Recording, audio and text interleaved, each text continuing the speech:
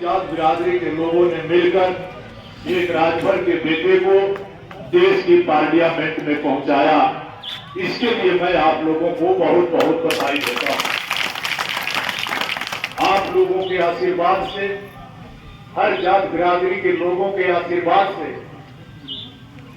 देश में 545 सांसद और लोकसभा से और राज्यसभा से भी करीब 300 सांसद, 800 सांसदों के बीच में आप लोगों ने एक राजभर के बेटे को भेजा। यह सौभाग्य यहाँ के हर जात बिरादरी के लोगों को है। पिछला चुनाव हमारे लिए बड़ा विपरीत था, क्योंकि भारतीय जनता पार्टी के लोग कहते थे कि जब सपा और बसपा के अलायंस में भी यहां से समाजवादी पार्टी नहीं जीत पाई, आरएस कुशवाहा जी, तो ये राजभर का बेटा कैसे जीतेगा। पावर उनके पास था, पैसा उनके पास था, और राजभर और दूसरे पार्टी से भी खड़ा हो गए, तो सारी विपरीत परिस्थितियां मेरी थी। लेकिन सलेमपुर लोकसभा के प्रत्येक नागरिकों को, गरीबों को बधाई देता हूं कि आप लोगों के आशीर्वाद से देश की सबसे बड़ी पंचायत में मैं पहुंचा, और जब से देश की सबसे बड़ी पंचायत में पहुंचा तो अपने चुनाव में भी यह कहा था कि सबसे पहले मेरे नोटिस में हमारे इलाके के गरीब होंगे। और देश की पार्लियामेंट में अभी मुश्किल 1.5 माह सदन भी नहीं चली है, लेकिन अभी तक जो रिकॉर्ड मैंने सदन में बनाया गरीबों के सवाल पर, वह एक रिकॉर्ड है। पहली बार देश की पार्लियामेंट में लग रहा है कि सलेमपुर से भी कोई सांसद जीत कर आया है। यह देश के सांसद जब मैं सवाल उठाता हूं तो कहते हैं। हमारे नेता माननीय अखिलेश यादव जी ने इस समय पीडीए पर पारा चलाया, जिस पर हमारे साथियों की बात आप लोग सुने। मानव के विकास में जाति और धर्म बड़ी बाधा। केवल एक चीज मैं छोटी सी कर दूं कि जब हम पैदा होते हैं तो नाम नहीं होता, जाति भी नहीं होती, धर्म भी नहीं होता, कोई प्रॉपर्टी भी नहीं होती है। पैदा होते समय कुछ नहीं होता है, लेकिन हमारी सांसें होती हैं। और जब हमारे पास प्रॉपर्टी होती है, नाम होता है, धर्म होता है, जाति होती है, सब कुछ होता है, लेकिन सांसें नहीं होती हैं जब हम मरते हैं। इसलिए जब तक सांसें हैं तब तक हमें परिवार के विकास में लगाना चाहिए। जब परिवार बढ़ेगा, इलाका बढ़ेगा और देश बढ़ेगा। आज की जो परिस्थितियां जाति धर्म में पड़ने के नाते कितना नुकसान हो रहा है, इसी पर मैं आपसे बात कर रहा हूं। और इस देश के दलितों ने जो सामाजिक उत्पीड़न देखा है, जो सामाजिक अन्याय देखा है, उस सामाजिक अन्याय की कल्पना नहीं की जा सकती। इस देश के पिछड़ों ने जो सामाजिक अन्याय देखा, जो सामाजिक उत्पीड़न सहा है, उसकी कल्पना आज का नौजवान नहीं जानता, लेकिन जो 60-70 वर्ष के ऊपर के बुजुर्ग हैं यह जानते। आजाद भारत सामंतवादियों के कब्जे में था। इलाके का दरोगा पोस्टिंग होने के बाद थाने पर नहीं जाता था, इलाके के सामंतवादी के घर जाता। तहसीलदार तहसील में न जाकर के इलाके के सामंतवादी के घर जाता, और सामंतवादी जिसे चाहे उसके बेटे को चोर बना देता था, जिसे शराबी बना देता था, जिसको चाहे जेल भिजवा देता। लेकिन धन्य है दलितों के, पिछड़ों की लड़ाई लड़ने वाले सवर्ण समाज के वो नेता जिन लोगों ने डॉक्टर कबिया जैसे लोग, नामवर सिंह जैसे लोग, जनेश्वर मिश्रा जी जैसे लोग, जिन लोगों ने कसम खाई कि हम दलित पिछड़ों के अधिकार की लड़ाई लड़ेंगे और उसका यह परिणाम हुआ, इस देश में सामंतवाद खत्म हुआ और समाजवाद कायम हुआ। कोई भी समाजवादी दलित पिछड़ों के या किसी भी वर्ग के पीड़ित आदमी के साथ खड़ा होता है, वही सच्चा समाजवादी है।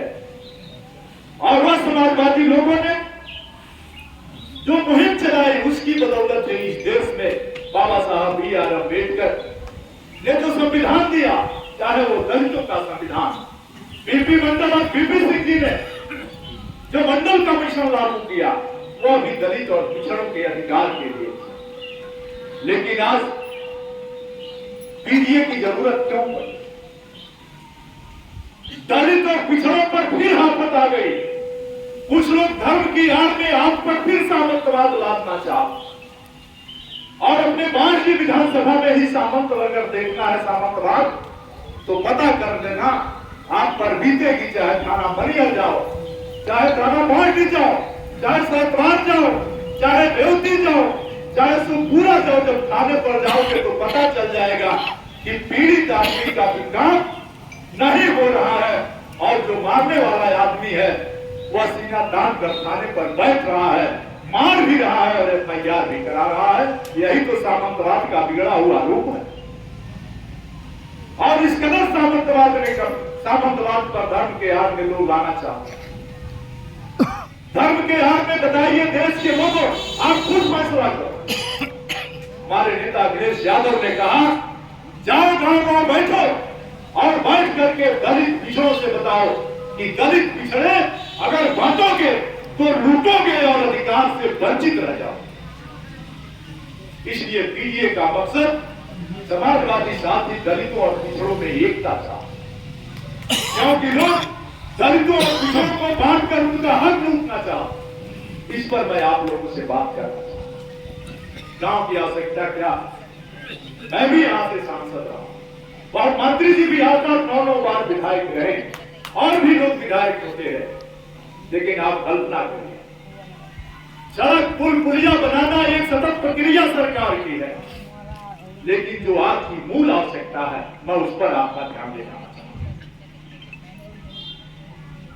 जो लोग धर्म के नाम पर आपको बहका रहे हैं, धर्म की आड़ में इस देश के लोगों के साथ अन्याय कितना करना चाहिए आपको पता नहीं होगा। हमारे देश के किसान जो KCC ऋण लाख और 2 लाख रुपए का दिया, वह माफ नहीं होगा। लेकिन इस देश का उद्योगपति 10 करोड़ रुपया लोन लेता है, 1 करोड़ रुपया लेकर दिल्ली में घूमता रहता है, एक नेता को पकड़ता है और कहता है कि इतना रुपया मुझसे ले लो और इतना 10 करोड़ रुपया मेरा लोन बच्चे खाते में डलवा दो, माफ करा दो। अब माफ हो जाता है। 2.5 लाख करोड़ रुपया, इस देश का 2.5 लाख करोड़ रुपया उद्योगपतियों का माफ हो गया, लेकिन मात्र लाख करोड़ रुपया जो किसानों का है वह रुपया नहीं माफ हो रहा है। यह सरकार सुनने को तैयार है। हमारे ही संसदीय क्षेत्र में जब आप KCC लेने जाओगे, जिसका मानक अब 3 लाख रुपया एकड़ कर दिया गया, आप जब लेने जाओगे तो आपको खेत का इंतजाम देना होगा। आज बता दो कि हमारे संसदीय क्षेत्र के बाढ़ में जो किसानों का खेत नदी में विलीन हो गया, वह हम लोग कहां से देंगे? क्या आप चाहते हैं कि ये सवाल पार्लियामेंट में गूंजे? आपका बेटा तैयार है, ये सवाल उठा रहा है कि किसानों का, लेकिन ये सरकार नहीं कर। देश के 80 करोड़ लोगों को चाहती है ये सरकार ये राशन पर खड़े रहे। क्या आप राशन पर खड़े रहना चाहते हैं? समाजवादी चाहते हैं, अखिलेश यादव जी चाहते हैं, संपूर्ण विपक्ष चाहता है, देश की पार्लियामेंट चाहती है। हम 80 करोड़ लोगों को राशन पर पड़े रहना नहीं चाहते, हम इनको अपने पैरों पर खड़े रहना चाहते हैं, खड़ा करना। अब आप सोचना होगा राशन पर खड़ा करने वालों, आप जानते हैं यहां प्रधान बैठे होंगे, कई साथी बैठे, 14 पॉइंट में आवास प्लस की एक सूची बन गई। पहले प्रधान अपने ही आदमी को बनवा देता था, बन तो जाता था, लेकिन अब आवास की एक सूची बन गई है। आपको पता नहीं होगा, प्रधान साथी हमारे लोग जानते हो, गांव में आप मोबाइल लेकर अपने घर पर जाओगे, अपने घर का फोटो खींचोगे, वह अपलोड होगा तो आवास की सूची में आप चिन्हित हो जाओगे। कानून क्या बना दिया, उत्तर प्रदेश में कोई आवास नहीं मिलने जा रहा है। परसों ही रूरल डेवलपमेंट की मीटिंग में मैं इस मामले को उठाया। कानून बना दिया है कि अगर ईंटे की दीवार पर कटरैन डाल करके भी और प्लास्टिक डाल के भी कोई गरीब रह रहा है तो आवास की सूची का पात्र नहीं है, वो आवास की सूची का पात्र नहीं होगा। बताओ यह कानून हटना चाहिए कि नहीं हटना चाहिए? गन्ने की बुआई कम हो गई, पत्ता कहीं मिल नहीं रहा है, खरपतवार मिल नहीं रहा है, मिट्टी की दीवारें अब बन नहीं रही है। ईंटे की दीवार पर आग लगने से डर से कोई आदमी कर्जा लेकर के 10 रुपया सैकड़ का अपने घर पर कटरैन रख दिया, वो भी पात्र नहीं होगा। और आपको जानकर ताज्जुब होगा, अखबार के साथ ही मेरी बात नोट करने, पता करने के बीजेपी वालों से, 2009 में हम सांसद थे, 2011 में यूपीए की सरकार थी और यूपीए सरकार ने कहा आवास के लिए 1,20,000 रुपया, 2011 में 72,000 रुपया भारत सरकार देती है और शेष जो 1,20,000 का पैसा है वो प्रदेश सरकार देती है। आज तक 2011 के बाद आज तक भारत सरकार ने 1 लाख रुपए नहीं उसने बढ़ाया। बताओ, इस महंगाई के युग में जब सीमेंट महंगा है, छड़ महंगा है और गिट्टी महंगा है तो 1,20,000 में कौन आवास बनेगा? 1,20,000 में कौन आवास मिलेगा? जब मैंने इस मामले को पार्लियामेंट में उठाया, अधिकारी हाथ जोड़ लिए कि हम लोग कोई पैसा नहीं बढ़ाने जा रहे। 1,20,000 का आवास चाहते हो, राशन पर भी लोग पड़े रहना चाहते हैं तो आपको 1,20,000 का आवास देना चाहते हैं। माननीय मंत्री जी मंत्री होंगे, जीतेंगे चुनाव तो समाजवादी पार्टी कह रही है कि हम आपको 4 लाख रुपए वाला आवास देंगे, 4 लाख रुपए वाला। मनरेगा का मजदूर 1,20,000 पाया था, 129 118 या 120 रुपया उत्तर प्रदेश में पाता है। हमारे ही देश में जहां जहां विपक्ष की सरकार है वहां मनरेगा का मजदूर 300 रुपया पाता। जब मैंने पिछले पार्लियामेंट में हल्ला किया तो अब 30 रुपया इन्होंने मनरेगा मजदूर की मजदूरी बढ़ाई है, लेकिन अब भी वो मजदूरी 300 पार नहीं हो रही। बताइए, आपको मनरेगा की मजदूरी 400 होना चाहिए कि नहीं होना चाहिए? आपसे कहना चाहता हूं, विधवा वृद्धा और विकलांग पेंशन 2011 में विधवा वृद्धा और विकलांग पेंशन 2011 में भारत सरकार अपना शेयर 200 रुपया निश्चित की और आज हम 25 में भाषण यहाँ कर रहे हैं। आप चाहे तो सूचना के अधिकार के तहत मांग सकते हैं कि आज भी विधवा विकलांग पेंशन केवल भारत सरकार 200 रुपया देती है और 2025 तक 1 रुपया नहीं बढ़ाई। प्रदेश सरकार अपने संसाधनों से 300 जुटा करके किसान पेंशन 500 और विधवा विकलांग पेंशन 1,000 की। और पता करो, देश के दूसरे देश में, यहीं पर छत्तीसगढ़ में एक हमारी विपक्ष की सरकार है, वहां का विधवा विकलांग और वृद्धा पेंशन 3,000 रुपया महीना मिलता है। भारत सरकार ने वहां भी नहीं बढ़ाया, लेकिन प्रदेश सरकार ने अपने कोटे से दिया। हमारे नेता अखिलेश यादव कहते हैं कि भारत सरकार की गरीबों की सरकार नहीं है, उसको 15 वर्ष में 200 से अपना कोटा अधिक नहीं किया। लेकिन हमारी अगर सरकार बनेगी तो हम विधवा वृद्धा और विकलांग पेंशन 3,000 रुपया महीना देंगे। इसलिए ये पीडीए की चौपाल। जब मैं सांसद हुआ, प्राइमरी स्कूल आपके गांव में होगा, प्राइमरी स्कूल की रसोईया आज भी 300 रुपया नहीं पाती, आज भी वो पेंशन नहीं पाती। हमारी स्वयं सहायता समूह की महिलाएं हैं, स्वयं सहायता समूह की महिलाएं प्रधान यहाँ पर जो शौचालय साफ करने के लिए, कूड़ा साफ करने के लिए जो स्वयं सहायता समूह की महिलाएं हैं, लेकिन वो पैसा उनके खाते में नहीं आ रहा है। उनके खाते में वो पैसा नहीं आता, सोसाइटी के खाते में आता और उसमें उनका नुकसान हो रहा।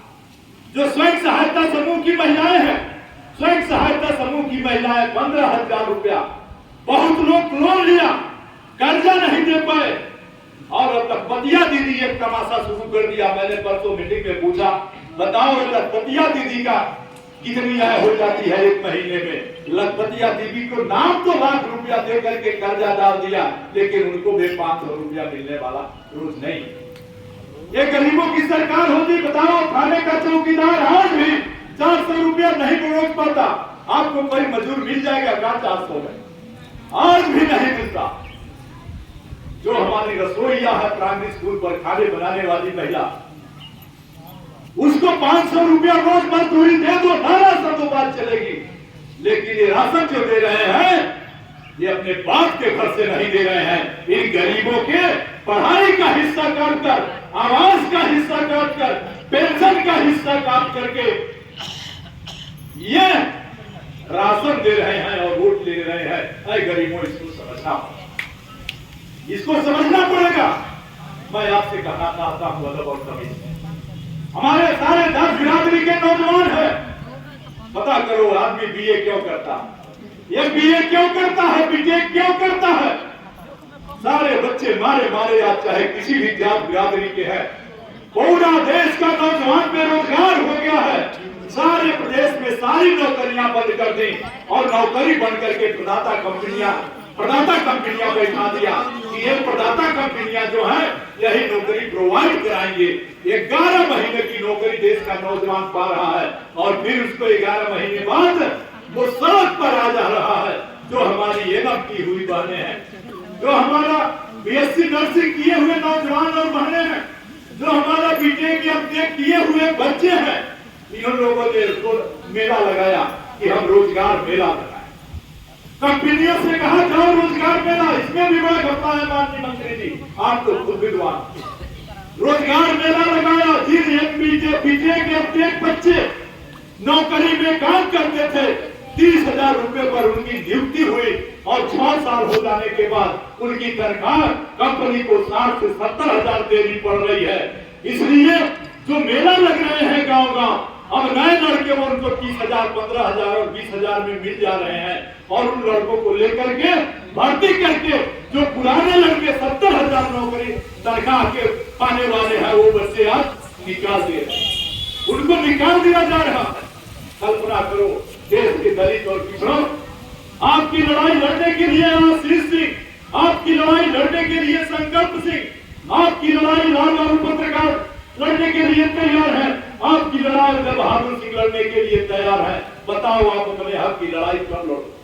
कब तक आप जात में बटे रहोगे? कब तक अगर आप पिछड़ा में बटे रहोगे? कब तक यादव रात भर में लड़े बटे रहोगे? अधिकार कब बचा? और नहीं बचा सकते तो पता करो, उत्तर प्रदेश में 69,000 शिक्षकों की भर्ती हुई और 69,000 शिक्षकों की भर्ती में 19,000 एससी एसटी और ओबीसी का कोटा होता है। एससी एसटी के कोटे में 19,000 बच्चे एससी एसटी और ओबीसी के चयनित हुए। Double bench Allahabad high court ने कह दिया इनको नियुक्ति दो, लेकिन 19,000 बच्चों की आज तक नियुक्ति नहीं हुई और आज 3 साल से लक्ष्मण मेला पार्क में लाठी का ये सवाल कौन? 150 आईएएस बच्चे हमारे पास ओबीसी के आए मिलने आ रहे हैं। मैं सदन में उनका सवाल उठाया। 150 बच्चे जिनका रैंक 36 है, जिनका रैंक 40 है, जिनके पिता बैंक में चपरासी है, जिनके पिता मास्टर है, चाहे वो तमिलनाडु के हो, चाहे वो महाराष्ट्र के, उत्तर प्रदेश के बच्चे हमारे पास आते हैं और आने के बाद से वो 2014 के बाद 250 जो बच्चे आईएएस और आईपीएस की परीक्षा पास कर चुके हैं, उनकी नियुक्ति नहीं दी जा रही है, जबकि वो नॉन क्रीमिलेयर का सर्टिफिकेट लगाए हैं, नॉन क्रीमिलेयर का सर्टिफिकेट लगाए हैं, उनको नियुक्ति नहीं दी जा रही है। डीओपीटी समाज कल्याण मंत्रालय कहता है कि नौकरी दो और डीओपीटी कहता है कि इनकी हम इनकम की जांच कराएं। ये आरोप लगा के बंद किया। ईडब्ल्यूएस का आरक्षण हमारे सवर्ण गरीब भाइयों को मिला, लेकिन जो प्रभावशाली आदमी है वो 8 लाख की आय बनवा करके हमारे गरीब सवर्ण समाज के आरक्षण पर डाका डाला, नौकरियां ले रहा है। कहां किसी के साथ ये सरकार न्याय करे? आप वही बताओ। जब देश की पार्लियामेंट में गए हमारे गौड़ समाज के भाई आए होंगे, यहाँ हमारे तुरहा समाज के भाई होंगे, खरवार समाज के भाई होंगे, धनगर समाज के भाई होंगे। बिना भाई देखा ना, जब मैं चुनाव लड़ के गया तो इन जातियों के हक के लिए जब देश के पार्लियामेंट में आवाज उठाया, समाज कल्याण मंत्री ने मुझे जवाब जो लिख के दिया, मैं अपने साथियों को, हर बिरादरी के साथियों को व्हाट्सएप किया। दिल्ली में मंत्री कहता है कि यह जातियां अपना हक पाने के अधिकारी हैं, लेकिन यहाँ का तहसीलदार कहता है हम नहीं देंगे। कौन लड़ाई करेगा? हर मर्ज की दवा एक ही है, हर मर्ज की दवा है आपस की लड़ाई। हम गांव में, हमारे पास जमीन नहीं है, घर नहीं है, लेकिन सबसे ज्यादा नाली नापदान का झगड़ा हमारे घर। हमारे पास खेत नहीं है, लेकिन सबसे अधिक झगड़ा मेल का हमारे घर। हम कभी देखते नहीं, हम कहते हैं कि यादव हमारा सारा खा रहा, हम कहते हैं चमार हमारा सब खा रहा है। पता करना 27% आरक्षण ओबीसी की जातियों को है, और अभी तक 1 क्लास की नौकरियों में केवल 13% कोटा पूरा हुआ। केवल 13%। बताओ, 27 डीएम बने, उसमें केवल 13 डीएम संपूर्ण, उसमें कुशवाहा का भी बेटा बना, उसमें यादव का भी बेटा बना, उसमें कुर्मी का भी बेटा बना, लेकिन 13 बना, अभी 27 जगह खाली है। बताओ हिस्सा कैसे खाते? ठीक उसी तरह से 21% एससी एसटी का कोटा है, 15% एससी का और 7% एसटी का कोटा। उस 21% में जिस तरह से ओबीसी में अभी फर्स्ट क्लास की नौकरियों में 13%, सेकेंड क्लास की नौकरियों में 14%, थर्ड क्लास की नौकरियों में 17% और फोर्थ क्लास की नौकरियों में 18% ही अभी ओबीसी का कोटा पूरा हुआ। लेकिन तब तक आप आपस में लड़ने लगे कि राजभर ज्यादा खा रहा है, यादव ज्यादा खा रहा है, कुशवाहा ज्यादा खा रहा है, कुर्मी ज्यादा खा रहा है, और लड़ने लगे। उसी तरह से एससी और एससी के 15% को, एससी एसटी के 21% कोटे में पता कर लेना, सूचना के अधिकार तक मांग लेना। मेरे सवाल पर मंत्री का जवाब आया है, आज तक 1 क्लास की नौकरियों में केवल एससी का 14% कोटा पूरा, केवल 14% पूरा हुआ 1 क्लास की नौकरियों में। बी क्लास की नौकरियों में 18% और फोर्थ क्लास की नौकरियों में भी अभी 21% आरक्षण पूरा है। जब अधिकार ही नहीं रहेंगे, आप लड़ते रहेंगे आपस में। यादव का झगड़ा नहीं होता क्या? यादव का भी झगड़ा होता है। मैं तो तंग आ जाता हूं मुख्यमंत्री जी की किधर से फोन कर। यादव में भी झगड़ा होता है, नेचुरल है। राजभर में भी झगड़ा होगा, चमार में भी झगड़ा होगा, मुसलमान में भी झगड़ा होगा, लेकिन यादव राजभर से भी होगा, यादव मुसलमान से होगा। प्रॉपर्टी के लिए झगड़ा होगा, सम्मान के लिए झगड़ा होगा। यह स्वाभाविक प्रक्रिया है जब हम एक जगह रहते हैं, क्योंकि जो एनसीआर क्षेत्र है, पहले वहां सड़क बनती है, फिर वहां नाली बनती है, फिर वहां बिजली लगती है, तब घर बनता है। लेकिन ग्रामीण इलाकों में पहले घर बनता है, फिर रास्ता खोदा जाता है, फिर नाली खोदी। और हमारे लिए कितनी दिक्कत है। बिजली सबको चाहिए, लेकिन पोल हमारे जमीनी में नहीं चाहिए। नाली सबके चाहे, लेकिन हमार जमीन बचा के बने चाहिए, सड़क सबके चाहे। लेकिन एक गांव में मैंने करा दिया, देसरा विधानसभा में 4-3 को पोल लगवा दिया, वापस हो गया है 5। भाई पोल तो किसी की जमीन में ही, बिजली आपको ही चाहिए। आप लोगों ने 7 महीने का मुझे सांसद बनाया, लेकिन जो आपके सवाल थे उसको लेकर के देश की पार्लियामेंट में आपका बेटा गरज रहा है। इसे आप देख रहे होंगे हमारे चैनलों पर और टीवी चैनल। और सांसद होने के बाद आपको जानकर ताज्जुब होगा, जब प्रदेश के कुछ ब्लॉक जो 250 की आबादी है, जिनकी दूरी 500 कम से कम 500 मीटर है, ऐसे गांवों को ब्लॉकों का चयन हो रहा था।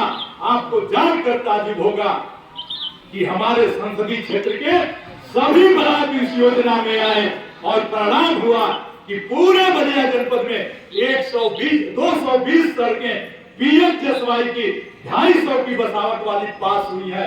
उसमें 120 सड़कें केवल हमारे संसदीय क्षेत्र की है, केवल हमारे संसदीय।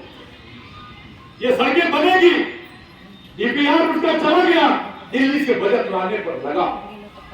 जहां 100 केवी के ट्रांसफार्मर की आवश्यकता थी वहां 63 का लगाया, जहां 63 की आवश्यकता थी वहां 25 का लगाया, जहां 25 की आवश्यकता थी वहां 10 का लगाया।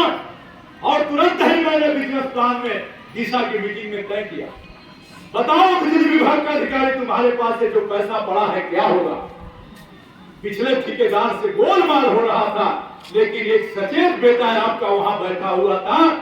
परिणाम हुआ कि वो पैसा मैंने सामने ला और शंभू सर ने एमडी से कहा कि ये पैसा बढ़ाओ क्या होगा, और जानकर आपको ताज्जुब होगा। बहुत इसी विधानसभा में विनय यादव नाम का लड़का मेरा लगा हुआ, और आपको जानकर ताज्जुब होगा कि 150 ट्रांसफार्मरों की क्षमता बढ़वा करके लगने का काम शुरू हो गया है। जो हमारे विधानसभा अध्यक्ष ने सूची दिया, वो लगने का काम शुरू। आपको बिजली मिले, आपको अच्छी सड़कें मिले, आपके हॉस्पिटलों के लिए लगा हूं। 120 डॉक्टर यहां कम है। मैंने चाहा पूरा का हॉस्पिटल चल जाए। 54 लाख रुपया का प्रपोजल भारत सरकार में गया, उत्तर प्रदेश सरकार में गया। उत्तर प्रदेश सरकार से मैंने कहा तुम भारत सरकार को लिखो, हम भारत सरकार से पैसा दिलवाएंगे, क्योंकि यहाँ का सीएमएस कहता है, सीएमओ कहता है कि कोरोना काल में पूरा का हॉस्पिटल जेल बना दिया गया था, और सारे जो कैदी थे, जो कोरोना पार्टी लोग थे, वो कोरोना पार्टी लोग दरवाजा उठा ले गए, जंगला उठा ले गए और सब उठा ले गए इसके पूर्व। अब तक पैसा नहीं आया। यहाँ पर आप सुने होंगे, मैं भी खुद लड़ा हूं, और इस सरकार ने माननीय मंत्री जी ये चाहती है कि सदर हॉस्पिटल बलिया को अपग्रेड करके एम्स बना दिया जाए। बलिया में और लोड बढ़ेगा और गरीबी के पहुंच का जो सदर हॉस्पिटल है वो अपग्रेड हो जाएगा, तो गरीबों के पहुंच से दूर हो जाएगा। बढ़ती हुई आबादी को देखते हुए मीडिया के माध्यम से मांग करता हूं, और ये सदन में भी मैंने मांगा है समय अध्यक्ष से कि बलिया के सदर हॉस्पिटल को अपग्रेड रहने दिया जाए, और जो मेडिकल कॉलेज खोला जा रहा है उसके लिए सरकार में दम हो तो कहीं जमीन ले, ताकि वो इलाका भी डेवलप होगा और वो हॉस्पिटल भी डेवलप होगा। ये बड़ा